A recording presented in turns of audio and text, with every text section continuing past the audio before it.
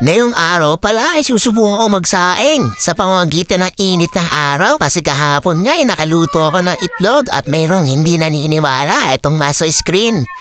Gas-gas na daw ang ganyang content pero sa sobrang init talaga ay magtataka kayo. Kahit nga ako ay nagtaka, nakaluto ako ng itlog sa sobrang init. Ayan guys, so makikita niyo naman yan, bigas. Mamaya-mamaya sasabukan na natin yan at para maisarang na natin yan sa init ng araw. At ayan guys, so makikita niyo na, nilagyan ko na ng sabaw. Mamaya-mamaya ilalapag na natin yan sa mayuwagang semento at itinan niyo naman napainit at tirik na tirik ang araw. Talaga naman makatipid ako nito sa kuryente at sa gasol. Eto na guys.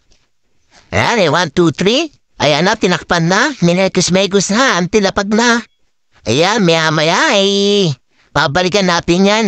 Tingnan natin kung makakasain. Ayan nga guys, hinipo ko. Ayan, medyo mainit-init na yan at sobrang init talaga dyan. Mamaya yan, babalikan na natin. At eto na nga guys. Eto na ang resulta, tingnan natin. Binalikan ko lang after 30 minutes. Ay wow, totoo nga guys. Talaga nang nakasain. Tingnan nyo naman. Nakaluto ako dito pero konti pa, medyo hilaw-hilaw pa. Maya-maya ulit, takpan ulit natin guys. Maya-maya babalikan ulit natin yan. So ito na guys. Ito na ang final result.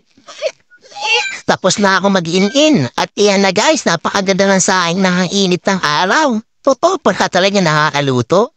Ayan guys oh. Oh, pwede nang kainin. Ang galing.